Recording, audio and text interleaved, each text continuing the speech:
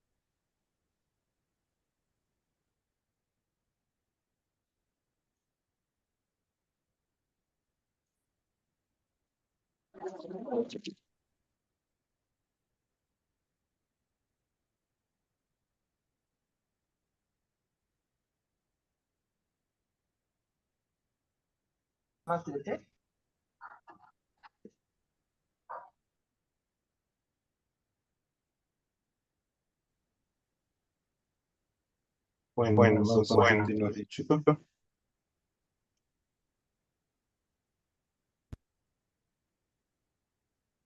¿Hay alguna duda o pregunta antes de que empecemos? No olviden poner su lista en este también, ¿ya?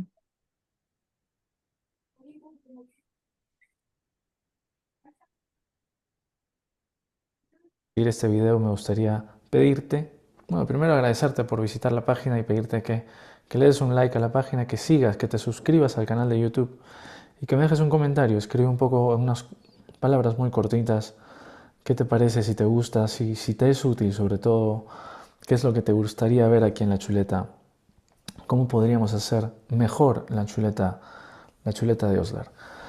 Vamos a hablar un poquito acerca del abdomen agudo y sobre todo me gustaría hacer énfasis entre la diferencia de un motivo de consulta que es dolor abdominal y realmente un abdomen agudo. Y la diferencia es que el paciente que viene con un abdomen agudo es un paciente que muy probablemente la solución de su problema la encuentra en el quirófano. O sea, muy probablemente ese paciente va a acabar hospitalizado y en el quirófano.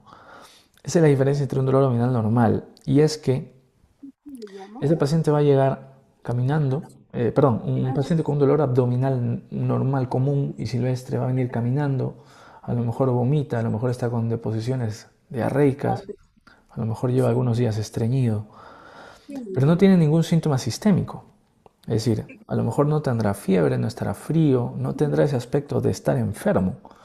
A lo mejor se agarra el abdomen porque le duele, pero está caminando, no se marea, habla contigo, no se lo ve agitado. Un paciente con un abdomen agudo es un paciente que se lo ve enfermo, tiene el aspecto de estar enfermo.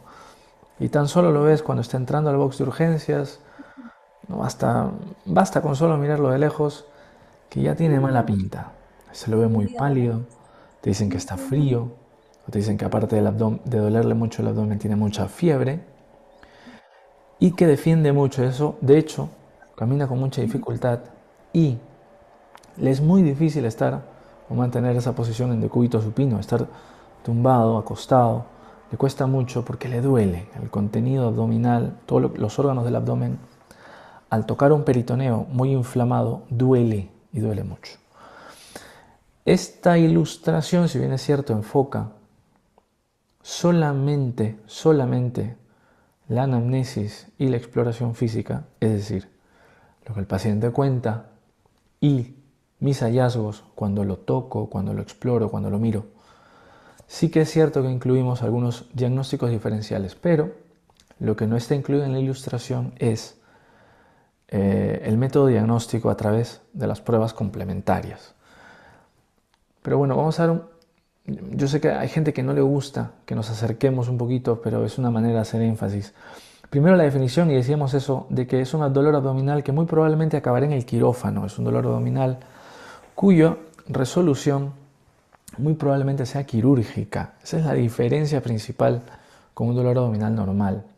Y la primera clave que nos tiene que orientar a esto, a que estamos frente a un abdomen agudo, es que existen síntomas sistémicos. O sea que no solamente son síntomas digestivos, sino que todo el sistema está afectado. Fiebre, astenia, hiporexia, el paciente no quiere comer, ya sea porque le duele, porque tiene las náuseas, etc. Pero aunque no tenga náuseas, frialdad, palidez, yo lo toco, está muy frío, le busco el pulso, esto es muy importante, el paciente está frío, hay que buscar el pulso, porque si está débil,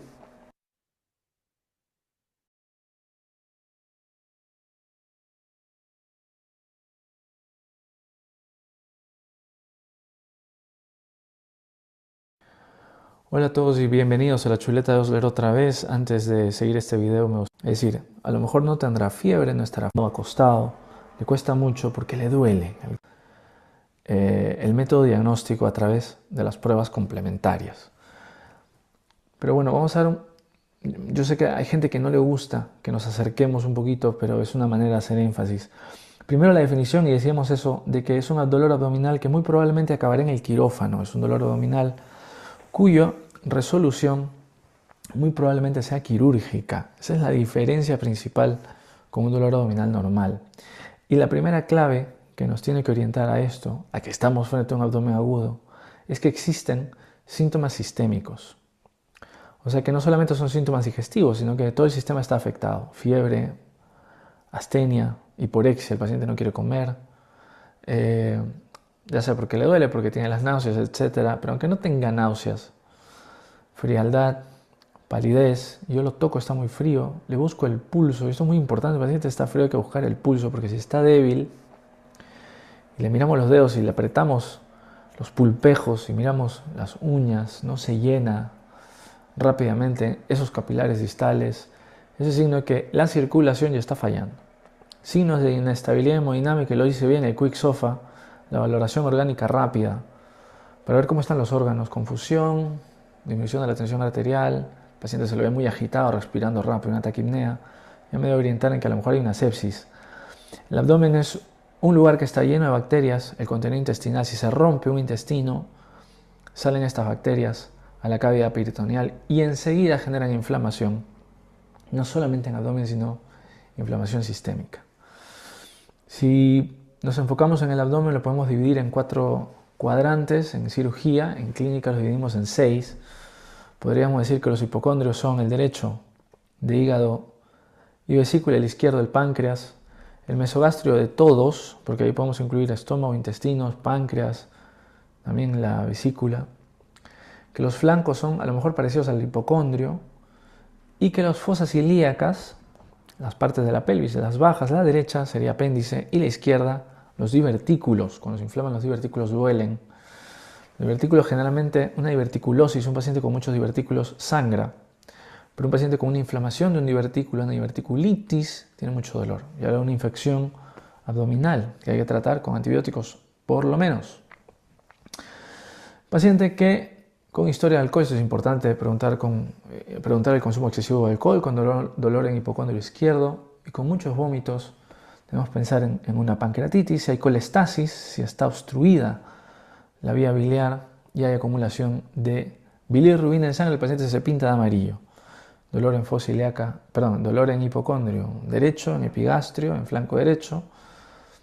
Con ictericia debe hacernos pensar en una colestasis, ya sea porque está obstruido el colédoco o el hepático común, etc. Cualquier cosa que obstruya la vía biliar va a generar una ictericia con colestasis. Y si hay síntomas sistémicos, además, que esto es lo importante, podría ser una infección, una colecistitis. Si es por piedra, el paciente se irá al quirófano. Incluso puede haber una pancreatitis biliar, la misma piedra, un poquito más adelante causa la obstrucción y también produce inflamación del páncreas. En el mesogastrio, esto es muy importante y esto es algo que a veces no lo tenemos muy en cuenta en urgencias.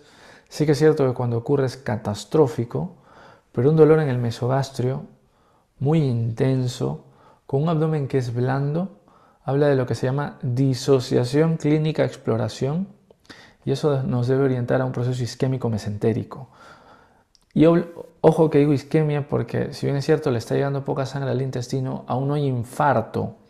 Y es que cuando hay el infarto viene la desgracia, porque ahí sí viene la inestabilidad hemodinámica, la perforación, la peritonitis.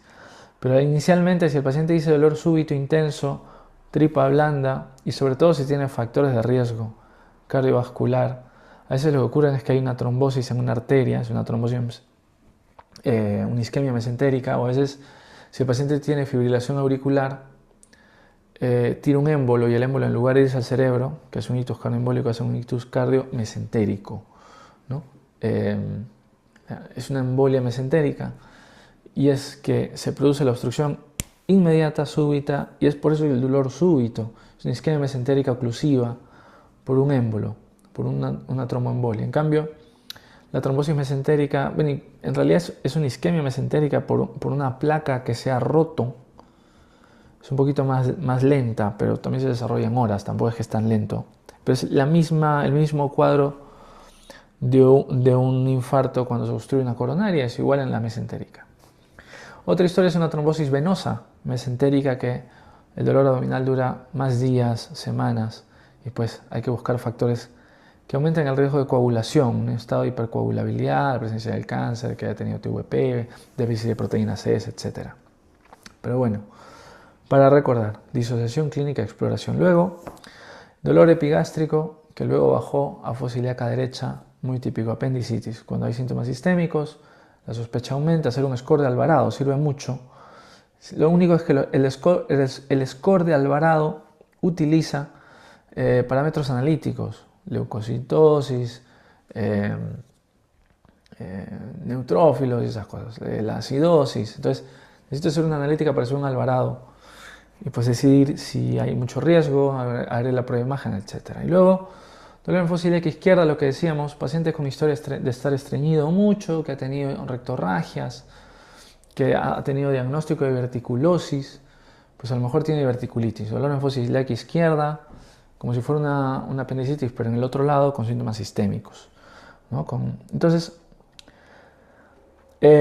vamos a terminar esto con la exploración abdominal.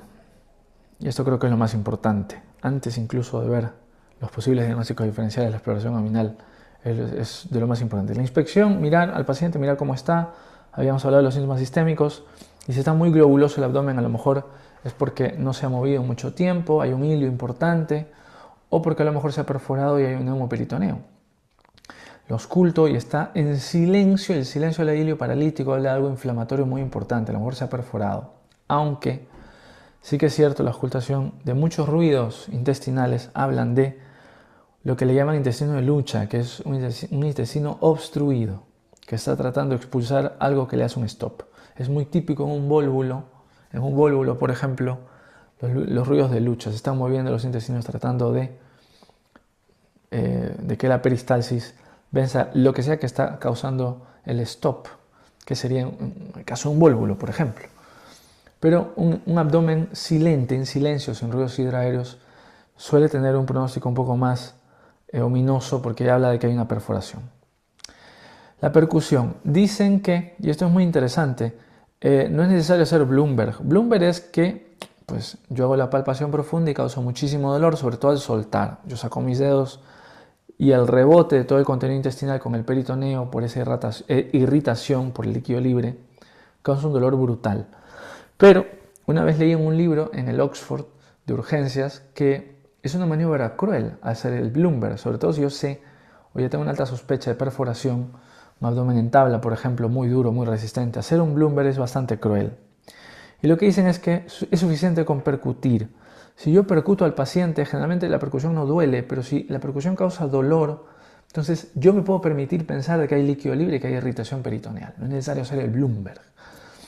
Y luego decir otra vez lo del abdomen en tabla, un paciente con abdomen en tabla, que es algo que en realidad yo lo puedo escribir, pero es algo que en realidad no te olvidas cuando lo ves. Un paciente totalmente inmóvil, no se mueve de su cama porque le duele muchísimo y lo tocas y al mínimo, apenas tú pones tus dedos, el paciente hace fuerza con el abdomen, lo pone duro, es un abdomen en tabla, llama al cirujano porque eso es muy sensible, muy específico de una perforación intestinal. Eso es todo, amigas y amigos. Muchas gracias por visitar la Chuleta Osler. Entonces es bien interesante este resumen que hace, pero sobre todo en las características y la evaluación de las diferentes patologías. Vamos a ver algunos videos que nos interesan ver de diferentes tipos de cirugías de abdominal.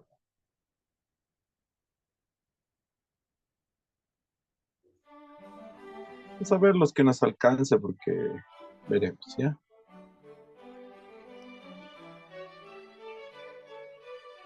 Comenzamos la intervención colocando 3 trócares, uno de 10 subumbilical por el que colocamos la cámara y observamos el apéndice secal, y 2 trócares, uno de 5 milímetros por debajo del anterior y otro de 10 milímetros en el flanco derecho. Ambos dos para introducir los instrumentos que nos permitirán la movilización y disección de los elementos a tratar. Extendemos tomando con un grasper desde la izquierda el apéndice hacia el cenit y exponemos todo el mesoapéndice, y con una pinza de disección, una Maryland, desde la derecha, comenzamos a disecar el mesoapéndice en la unión del apéndice con el ciego. Una vez que realizamos un ojal sobre el meso, vamos a comenzar con el hook, como vemos en la imagen, la sección de la serosa de ese meso a los fines de adelgazar la estructura para posteriormente hacer hemostasia clipando específicamente la arteria y la vena apendicular. Continuamos la disección del tejido adiposo que se encuentra por debajo de la serosa peritoneal que hemos abierto en este momento, y completamos la liberación hasta dejar la estructura vascular, como vemos en la imagen, a la que le vamos a colocar 2 clips proximales previo a su sección.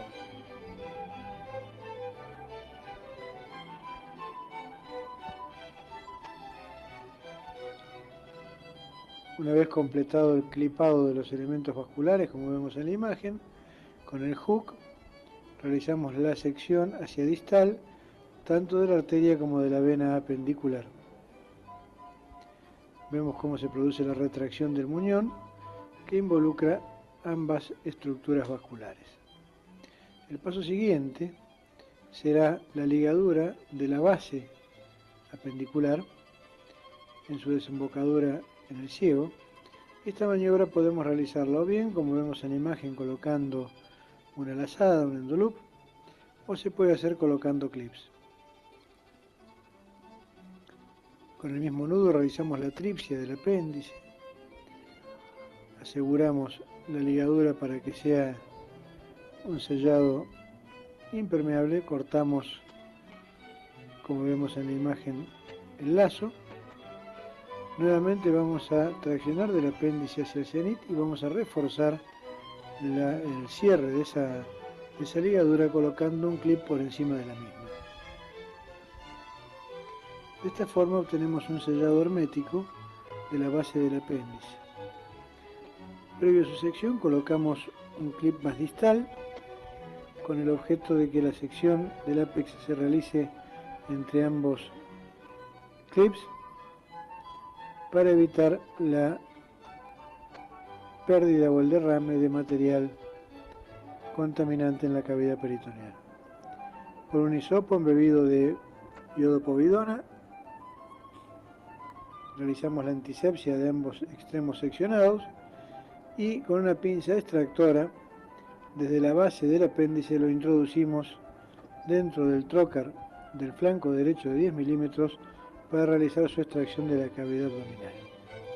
Posteriormente, como vemos en la imagen, completamos la antisepsia de la cavidad aspirando los restos serohemáticos que puedan encontrarse en la cavidad y realizamos un nuevo control estricto de la ligadura de ambos muñones, el pedículo vascular y el muñón apendicular sobre la base del ciego.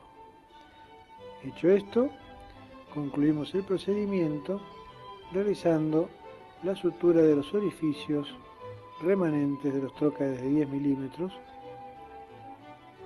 procedimiento que lo realizamos con una aguja de reverdén desde el exterior para que estos puntos sean totales y involucren todos los planos de la pared y el cierre sea hermético para evitar eventraciones a futuro.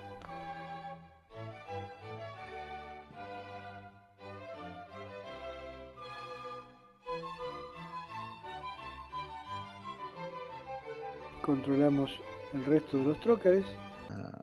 Colecistectomía. La colecistectomía es un procedimiento segundo, tal vez más común, en relación al abdomen agudo. Vamos a ver aquí. Comenzamos la intervención colocando un trócar subumbilical, un trócar epigástrico y dos trócares en el hipocondrio derecho por debajo del reborde costal. Desde el umbilical conectamos la óptica con la que estamos observando la imagen en este momento y del trócar epigástrico se introduce el hook de 5 milímetros para la disección. Ambos ports para la movilización y tracción de la vesícula se introducen desde los trócares de la derecha, como vemos. Aquí vemos cómo está agarrando el bacinete, ¿verdad? Aquí arriba está la vesícula biliar. Aquí lo que está buscando es el inicio de la vesícula biliar y aquí va a estar el conducto cístico que aquí va a terminar en el conducto colédoco. Detrás del conducto cístico se encuentra la arteria cística. Entonces esos dos estructuras tenemos que ver. El conducto cístico y por detrás la arteria cística. En la imagen. Comenzamos realizando un ojal en la serosa del mesovesicular próxima al borde hepático y desde allí descendemos hacia abajo abriendo la serosa siempre con el electrodo del hook observándolo por transparencia para seccionar solo la capa serosa y dejar el tejido adiposo subyacente como vemos en la imagen para la movilización y disección posterior para la exposición de las estructuras del pedículo vesicular. Rotamos con el trócar que estamos tomando con el grasper del bacinete, lo exponemos hacia arriba y a la línea media para exponer su cara derecha y continuamos la sección del peritoneo de la cara derecha desde el pedículo vesicular hacia arriba, exponiendo la cara derecha del triángulo de Calot para liberarlo y despojarlo de la envoltura serosa. Una vez hecho este tiempo, volvemos otra vez a la cara izquierda. Allí vamos a ver las dos estructuras que se vislumbran entre el tejido adiposo que las envuelve, que con una pinza de disección comenzamos a separar. Liberamos todo el tejido adiposo que envuelve. Entonces aquí adelante está el conducto cístico y aquí atrás está la arteria cística. El resto son peritoneo, visceral, algún tejido celular subcutáneo.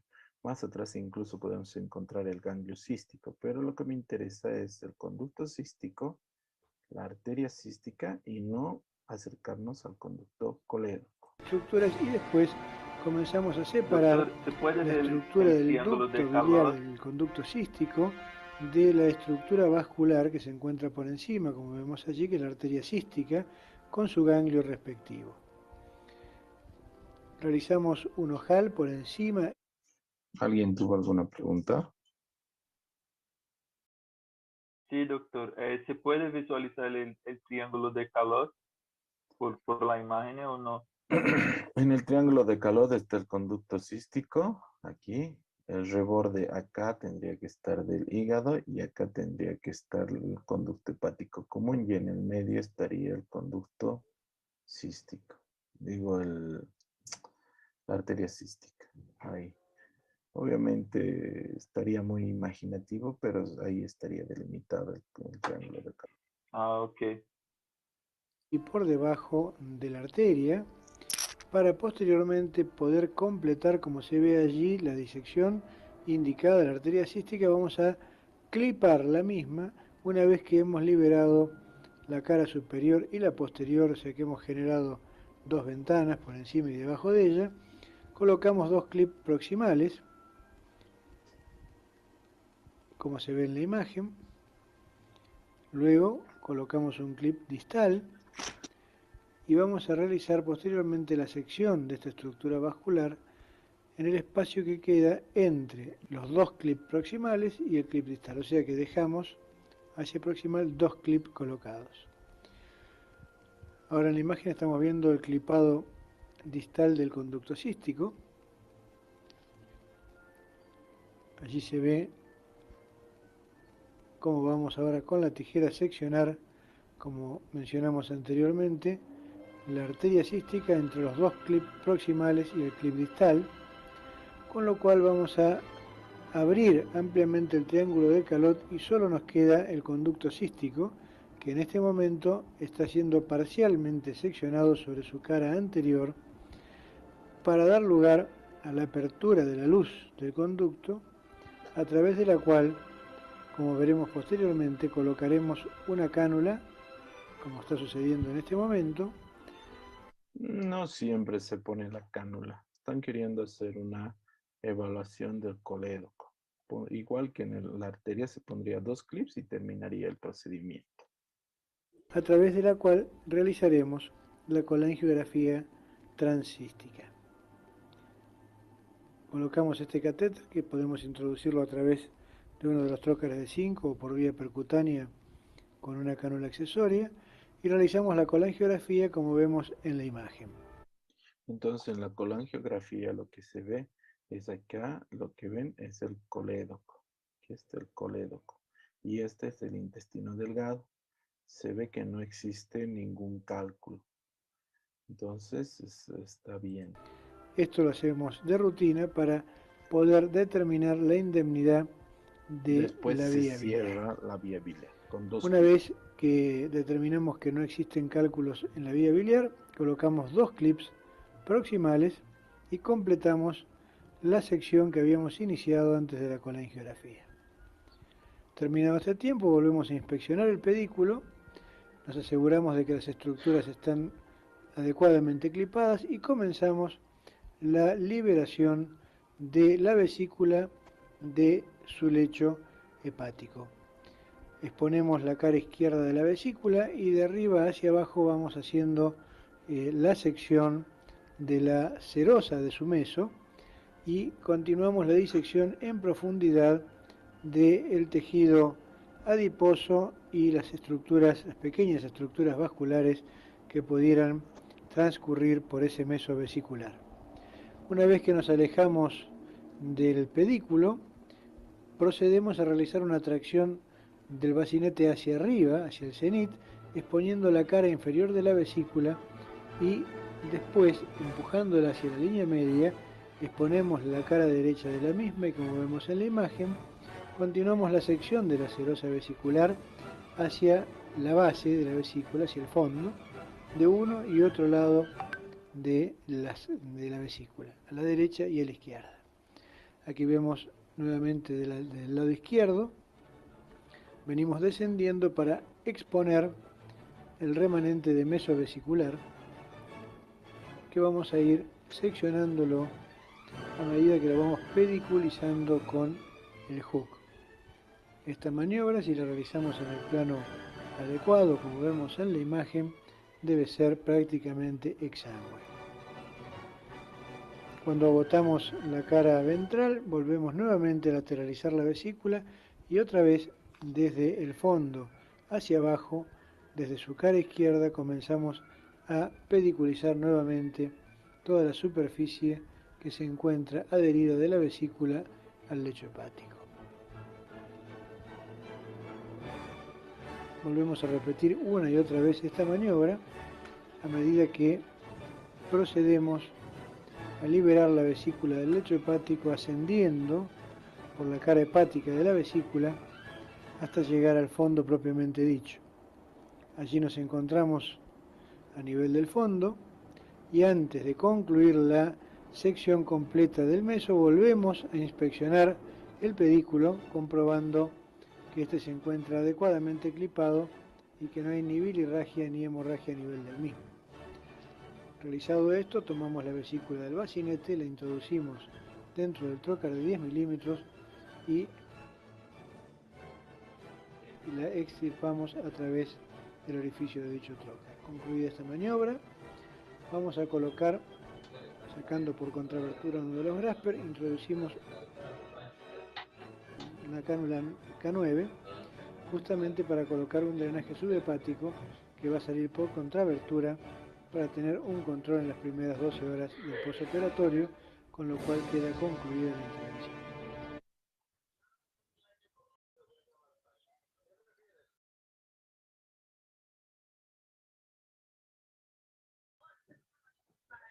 Entonces, la cirugía de páncreas es un poco más compleja, porque no se olviden que tenemos que entrar a la transcavidad de los epiplones. Ahí vemos cómo están separando el estómago del epiplón mayor. Obviamente, si utilizamos un bisturí armónico es un poco más fácil. Entonces, se está abriendo un orificio hacia la transcavidad de los epiplones. Ahí uso un bisturí armónico en el cual va a permitir una corte y hemostasia de los vasos de mediano calibre. Entonces no se necesita ligaduras, no se necesita ningún tipo de eso. Entonces van liberando la transcavidad de los epiplones. Hay algunos vasos bastante gruesos.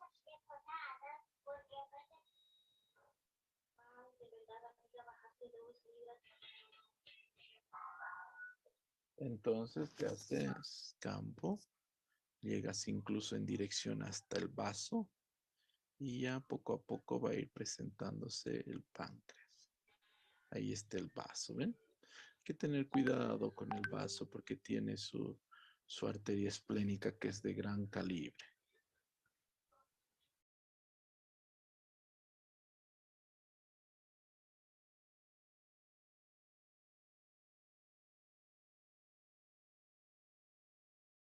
Una arteria de importante calibre.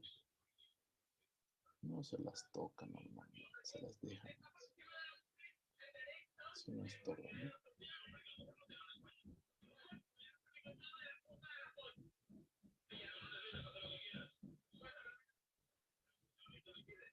Entonces se remueve la zona vascular, también se mueve hacia abajo para permitir más acceso.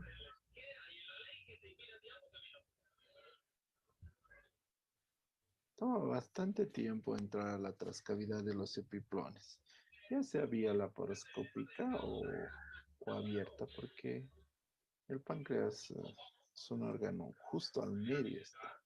Entonces ahí ya ven disecándolo con calma.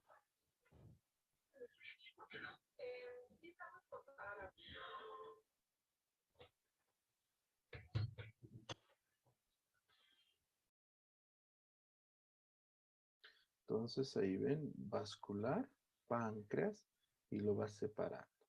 No olviden, por encima del páncreas pasan venas y arterias esplénicas. Entonces hay que separarlo con calma. El páncreas no es un órgano así libre como el vaso, el hígado, que a simple vista lo puedes ver. Siempre está envuelta en tejido, en grasa, en peritoneo. Entonces es un problema el páncreas operar por eso. Y ahí coagulas cortas. Son venas y vasos de gran afluencia, de gran presión. Entonces ahí, poco a poco, se ve cómo se va individualizando la cola del páncreas. Ahí ya tiene en su mano la cola del páncreas. Entonces, viendo ahí de no cortar vasos. Tienen que tener mucho cuidado. Estos vasos son vena esplénica, arteria esplénica por detrás. Entonces, mucho cuidado. Ahí está. Separándolo de las venas. Estos bisturís armónicos, LigaSures, sirven bastante para este tipo de procedimientos y no tendríamos que hacer ligaduras, clipeos bastante seguidos. Entonces ahí corta y coagula al mismo tiempo. Entonces ya tenemos gran parte del páncreas libre. Entonces, el páncreas sí es un órgano que genera bastante gases de, de abdomen agudo.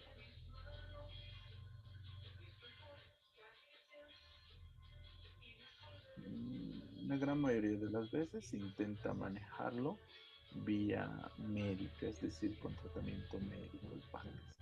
Pero cuando se tiene que hacer una reparación o un procedimiento quirúrgico, como ven, es de difícil acceso. Peor si es vía laparoscópica. Ya abierto ya es un problema, imagínense vía laparoscópica.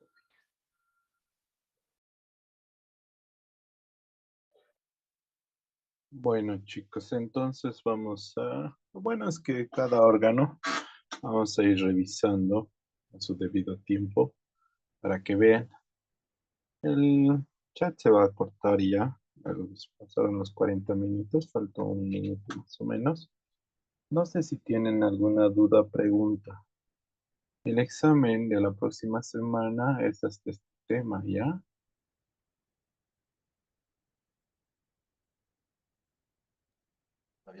Si no, sí, dime. Dime.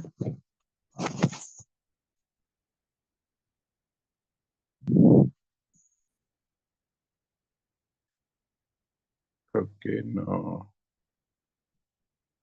¿Alguien? Si no pueden hablar, si se arruina su micrófono, me escriben al WhatsApp o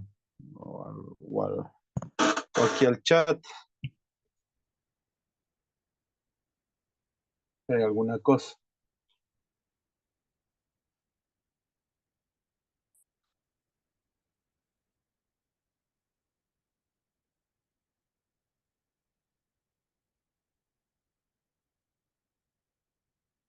Bueno, si no hay más preguntas, chicos, lo vamos a cortar. De todas maneras, lo voy a subir a la plataforma. Doctor, Sí, dime. ¿de qué temas van a hacer el examen? Disculpe, hasta esta parte o Hasta este tema. ya, doctor, gracias.